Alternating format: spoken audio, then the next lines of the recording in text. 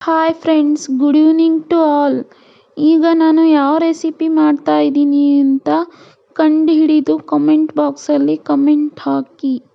ಕೇಳಿದ್ದು ಸುಳ್ಳಾಗಬಹುದು, ನೋಡಿದ್ದು ಸುಳ್ಳಾಗಬಹುದು, ನಿಧಾನಿಸಿ ಯೋಚಿಸಿದಾಗ ನಿಜವು ತಿಳಿಯುವುದು.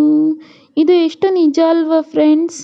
ನಾನೀಗ ಕುಸುಬೆ ಕಾಳು ಮತ್ತು ಅಕ್ಕಿ ಎಲ್ಲವನ್ನ ರುಬ್ಬಿಕೊಂಡು ಒಂದು ರೆಸಿಪಿ ಮಾಡ್ತಾ ಇದ್ದೀನಿ. ಅದು ಯಾವ ರೆಸಿಪಿ ಅಂತ ತಿಳಿಸಿ ಕಮೆಂಟ್ ಬಾಕ್ಸಲ್ಲಿ ಕಮೆಂಟ್ ಹಾಕಿ. ಗೊತ್ತಾದರೆ ಪ್ಲೀಸ್ ಹೇಳಿ, ಲೈಕ್ ಮಾಡಿ, ಶೇರ್ ಮಾಡಿ, ಕಾಮೆಂಟ್ ಮಾಡಿ. ಹಾಗೆ ನಾನು ಹೇಳಿದ್ದ ಹಾಡು ನಿಜ ಅಲ್ವಾ ಫ್ರೆಂಡ್ಸ್?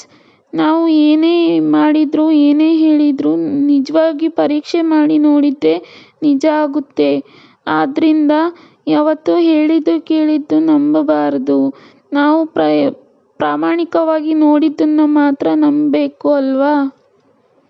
ಇದರ ಬಗ್ಗೆ ನಿಮ್ಮ ಅಭಿಪ್ರಾಯ ಏನು ಅಂತ ತಿಳಿಸಿ. ಇಷ್ಟ ಆದರೆ like, share and comment, subscribe to our channel.